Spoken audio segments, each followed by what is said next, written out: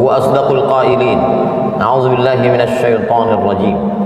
Ya ayyuhalladzina amanu taqullaha haqqa tuqatih wa la tamutunna illa wa antum muslimun.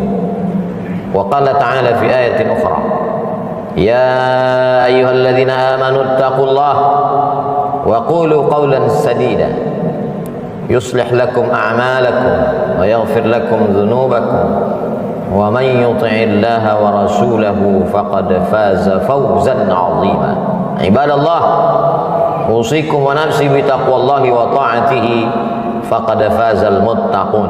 Hadirin jamaah Jumat yang dimuliakan Allah Subhanahu wa taala. Seekor semut melihat setetes madu jatuh ke dahan kayu yang lapuk. Dia mencium aromanya dari jauh. Kemudian dia mulai mendekat. Dia tahu ini harum semerbak. Lalu kemudian dia mulai mencicipi manisnya. Kurang puas, akhirnya lebih mendekat. Akhirnya madu yang kental menarik kakinya satu persatu.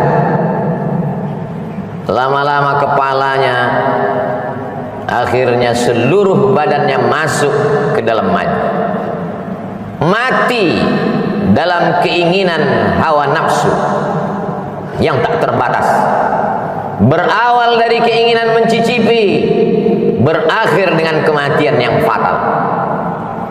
Semut-semut yang lain pun datang melakukan perbuatan yang sama, mencicipi, terjerumus, tenggelam, dan mati. Akhirnya puluhan semut mati dalam setetes madu. Kalau mati dalam setetes racun biasa, tapi mati dalam setetes madu merupakan tragedi yang luar biasa. Manusia diharapkan tidak seperti itu, maka dikatakan afala ta'qilun. Mengapa kamu tidak berakal? Afala tatafakkarun. Mengapa kamu tidak berpikir? Afala tatadzakkarun. Mengapa kamu tidak ingat? Fadzakir, ingatkan orang lain. Inna fa'atiz dzikra, karena mengingatkan itu bermanfaat. Faksusil qasasa, ceritakan tentang kisah-kisah mereka yang mati dalam setetes madu. La'allahum yatafakkarun, mudah-mudahan mendengar kisah itu terbuka cakrawala berpikir mereka, sehingga tidak terjerumus dalam lubang yang sama. Hanya keledai bodoh dan dungu yang terperosok dalam lubang yang sama dua kali. Tapi apa mau dikata, malang tak dapat ditolak, untung tak dapat diraih.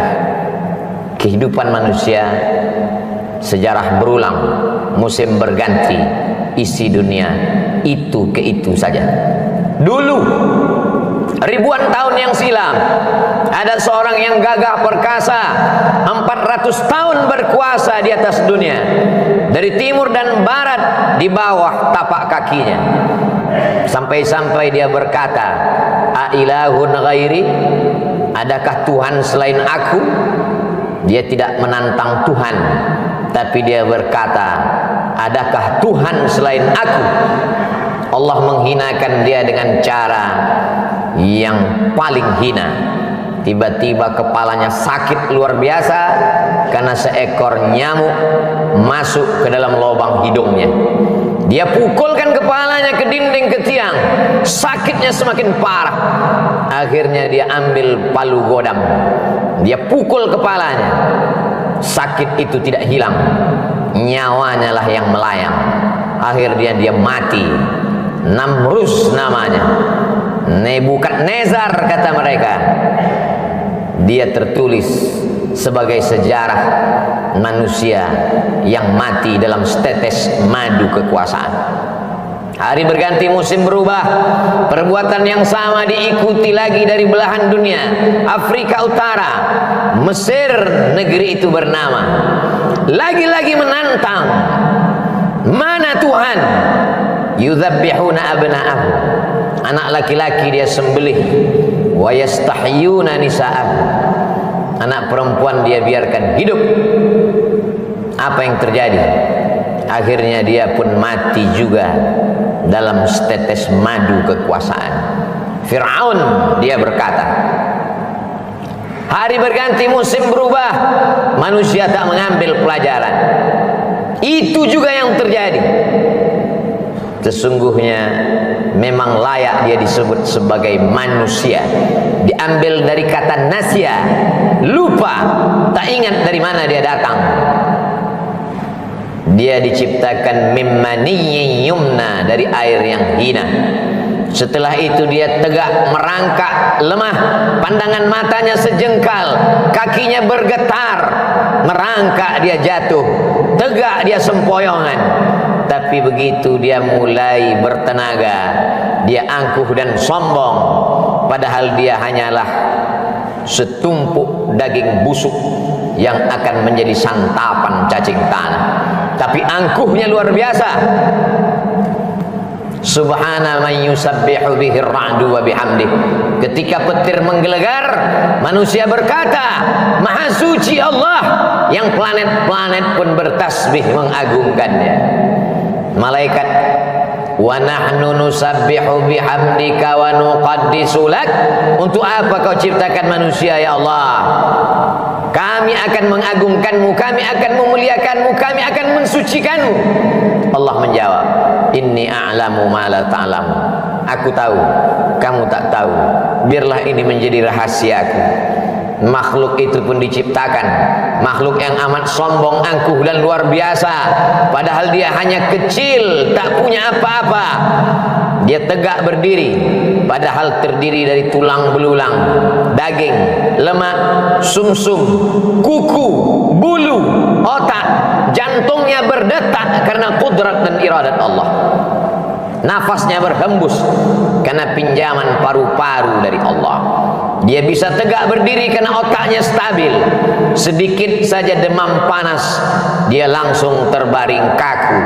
Tapi memang manusia angkuh dan sombong. Akhirnya dia berjalan menantang Allah Subhanahu wa ta'ala.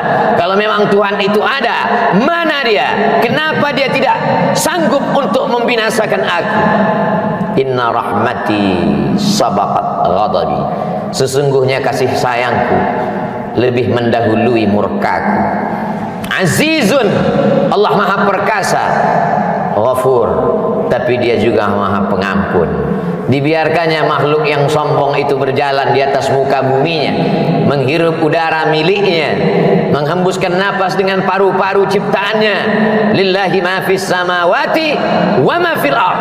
Apa yang ada di langit, apa yang ada di bumi, milik Allah. Semua dia pinjamkan. Tapi manusia yang angkuh, yang sombong, yang merasa diri besar, takabur, tak pernah sadar akan itu semua. Sampai akhirnya malaikat maut datang mencabut nyawa, ditarik, disentapkan dalam satu tarikan, seperti tebasan pedang di tempat yang sama beratus kali, seperti kambing yang dikuliti hidup-hidup, seperti mata kail pancing ditarik dari kulit yang basah, dengan wajah yang bermacam ragam, ekspresi kesakitan dan penuh penderitaan. Lalu kemudian rohnya keluar dari jasad. Semua malaikat-malaikat mencium bau busuk. Mereka bertanya, siapa dia? Dia adalah fulan, anak fulan, anak fulan. Ibunya menyesal melahirkannya, ayahnya menyesal menjadi ayahnya, datuk nenek moyangnya disebut namanya. Apa mau dikata? Penyesalan tak lagi bermakna. La tufattahu lahum abwabus sama. Pintu-pintu langit tak dibukakan menerima rohnya. Sampai Allah berkata, tuliskan dia menjadi penghuni sijjin, tempat orang-orang yang durhaka kepada Allah Subhanahu wa ta'ala. Hidupnya singkat, baina sittina wa sab'in, antara 60 tahun 70 tahun, tapi penderitaannya luar biasa. Di alam barzakh 100 tahun, 1000 tahun, sampai malaikat meniupkan sangkakala. lalu kemudian hari kiamat barulah kemudian dia bangkit lepas dari azab kubur. An-naru yu'raduna 'alaiha ghuduwwan wa 'ashiyya. Azab neraka ditampakkan di depan biji matanya pagi, petang, siang dan malam. Itulah mengapa orang beriman diminta sebelum salam berkata, Allahumma inni a'udzubika min azabi jahannam wa min azabil qabr. Jauhkan aku dari azab neraka jahanam, jauhkan aku dari azab kubur. Penderitaan demi penderitaan terus datang silih berganti. Orang yang tak tahu berkata, kita antarkan dia ke tempat peristirahatan. Padahal azab kubur, azab yang pertama, disusul dengan azab mahsyar, disusul dengan titian siratal mustaqim. Puncaknya adalah neraka jahanam. Ketika dia dimasukkan, lalu kemudian malaikat bertanya kepada mereka, alam ya'tikum rusulun, apakah belum datang rasul? Sudah datang rasul, sudah datang wali-wali Allah, sudah datang pewaris para nabi, tapi kami tak pernah mau mendengar. Lau kunna nasma'u, andai kami mau mendengar, au naqilu, andai kami mau berpikir sedetik saja, pasti kami akan selamat. Fasuhqal li ashabis sa'ir. Apa mau dikata, tulisan sudah ditetapkan. Ketika mereka melihat neraka jahanam menyala, pekikan teriakan azab terdengar di ujung telinga, mereka pun berkata, Rabbana, ya Allah, absarna, biji mata kami sudah melihat azab, wa sami'na, telinga kami sudah mendengar azab, farji'na, kembalikan lagi kami ke dunia, na'mal salihah, kami ingin beramal saleh, inna muqinun, kami yakin seyakin-yakinnya. Tapi penyesalan, air mata darah menetes dari kelopak mata, tak dapat merubah keadaan. Itulah mengapa Allah Subhanahu wa ta'ala masih mengingatkan laki-laki yang baligh berakal dalam keadaan sehat walafiat, telinganya wajib mendengar wasiat takwa dari khatib, usikum wa nafsi bi taqwallah. Dengarkanlah, takutlah kepada Allah Subhanahu wa ta'ala.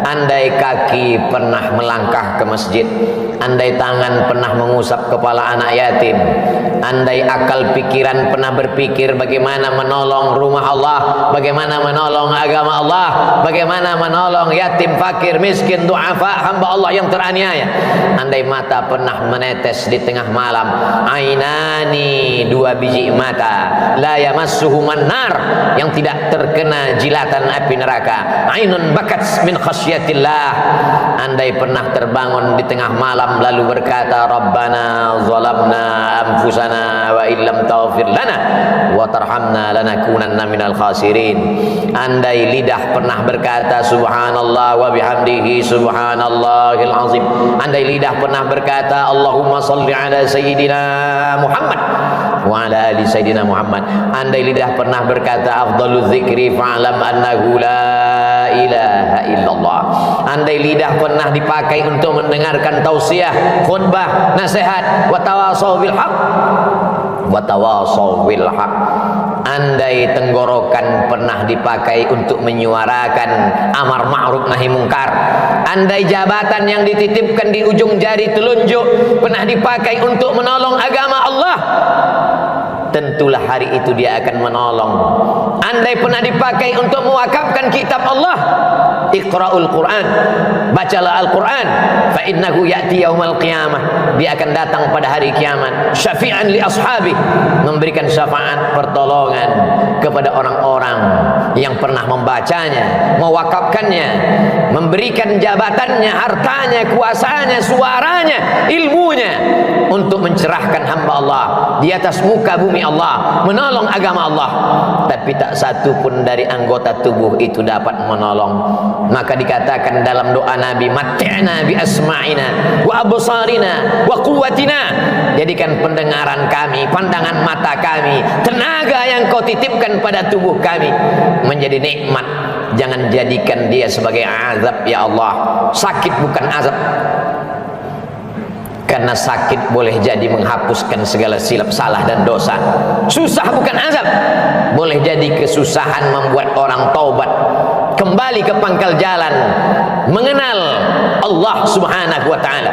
Azab adalah ketika badan sehat tapi tidak ingat untuk beribadah. Azab adalah ketika harta banyak tapi tak pernah terpikir untuk menolong agama Allah. Azab adalah ketika kekuasaan ada di ujung tangan tapi tak pernah dipakai untuk menegakkan agama Allah. Itulah azab di atas azab, karena dia akan ditanya di soal la tus'alunna yauma idzin 'anil na'im faman ya'mal mithqala dzarratin khairan yarah. Sebesar ujung tombak, sebesar ujung mata pisau, sebesar ujung rambut, sebesar tapak kaki semut yang hitam di atas batu yang legam di tengah malam akan dituntut di hadapan Allah Subhanahu wa taala. Siapa yang membela saat itu? Yauma yafirrul mar'u min akhihi, saudara kandung pun akan lari, wa ummihi, ibu kandung, wa abi, ayah kandung, wa sahibatihi, istri lari dari suami, suami lari dari istri, wa bani, anak-anak dibesarkan, disekolahkan, dikandung 9 bulan 10 hari, disusukan 2 tahun, kaki jadi kepala, kepala menjadi kaki, untuk membesarkannya, untuk menyekolahkannya. Tapi ketika menghadap Allah mereka pun tak dapat menolong. Yang hanya bisa menolong adalah ayyukum ahsanu amala, hanya amal-amal soleh yang bisa menolong di hadapan Allah. Yauma, pada hari itu, la yanfa'u malun, harta tak berguna, wala banun, anak tak bermanfaat, illa man atallah, kecuali orang yang datang menghadap Allah biqalbin salim, dengan hati yang bersih, bersih dari hasad, bersih dari dendam kesumat, bersih dari sifat ujub, bersih dari angkuh, bersih dari merasa lebih hebat, lebih tinggi, lebih mulia, lebih berkuasa, lebih berharta. Semuanya dia tundukkan di hadapan Allah. La yadkhulul jannah, tak masuk surga. Man kana fi qalbihi, siapa yang dalam hatinya mithqala habatin min khardalin min kibrin, ada angkuh walaupun sebesar ujung rambut, tetap akan diminta pertanggungjawaban di hadapan Allah Subhanahu wa taala. Jamaah Jumat yang dimuliakan Allah Subhanahu wa taala, hari berganti, musim berubah, waktu yang sudah ditentukan sampai dalam hitungan detik. Idza jaa ajaluhum, kalau ajal sudah sampai, la yastakhiruna sa'atan, tak dapat ditunda walau sesaat, wala yastaqdimun. Mata yang terang benderang mulai melihat ruh keluar, terbuka kelopak biji mata, ternganga mulut, ruh pun dicabut. Akhirnya semua hanya sekedar menjadi mimpi dan kenangan semata. Mimpi menjadi orang kaya, mimpi menjadi penguasa, mimpi menjadi orang yang disanjung dan dimuliakan. Pada akhirnya tetap juga akan menghadap Allah Subhanahu wa taala. Semua akan mengiring, semua akan bersedih, semua akan menangis. Yatsba'ul mayyita salasun, yang mengiringi ke liang lahat ada 3. Maluhu, hartanya, kendaraan yang dia beli dengan tetes peluh keringat dan air mata. Harta benda ikut mengiring sampai ke tempat parkir taman pemakaman umum. Sahabat, kerabat, handai tolan, anak menantu, kawan sejawat ikut mengiring, menangis mereka sejenak. Setelah itu mereka pun akan pulang ke rumah. Yang ingat, kalau pernah anak disekolahkan ke pondok pesantren menghafal Quran, di tengah malam dia terjaga, dia sholat tahajud, dipandangnya gambar wajah ayahnya di tepi dinding, gambar mulai lusuh. Di saat itu dia pun mengangkat tangan dan berkata, Rabbil firli wali walidayya warhamhuma kama rabbayani shaghira. Menetes air mata di ujung kelopak jatuh ke bibirnya. Sayup-sayup dia berkata, Allahumma ja'al qabrahu raudhatan min riyadil jinan, jadikanlah kubur ayahku salah satu dari taman-taman surgamu ya Allah. La taj'al qabrahu hufratan min hufarin niran, jangan jadikan kubur ibuku salah satu dari lubang nerakamu ya Allah. Tapi apa mau dikata, dia tak pernah diajar agama, dia tak tahu bagaimana cara mendoakan orang tua, dia tak tahu bersedekah, dia tak tahu sholat malam. Yang dia tahu, kalau sayang adalah hadiah, kalau sayang jalan-jalan, kalau sayang kendaraan, kalau sayang gadget. Kalau tidak ada hadiah, tidak sayang. sayang kita membinasakan mereka, sayang kita menjerumuskan mereka. Mestinya kita berkata, Rabbi habli minas salihin, silakan hidup dengan cara apapun, isma syi'ta fa innaka mayyit. Tapi ingat, pada akhirnya kau akan mati, kau akan digiring ke liang lahat, kau akan dibalut dengan kain kafan, kau akan ditinggalkan, hidungmu akan menempel dengan dinding liang kubur yang tidak bersemen apalagi berkeramik, kau akan ditimbun, kuburmu akan diinjak, dipadatkan, mereka semua akan pulang ke rumah, rumah yang kau bangun bagaikan istana, kendaraan yang mahal, keluarga, mereka semua akan berebut harta warisan, datang sendiri, kembali pun sendiri menghadap Allah Subhanahu wa taala. Barakallahu li wa lakum fil Qur'anil azim wa nafa'ani wa iyyakum bima fihi minal ayati wadh-dhikril hakim wa taqabbala minni wa minkum tilawatan innahu huwal ghafurur rahim. Allahumma salli ala sayyidina Muhammad wa ala ali sayyidina Muhammad.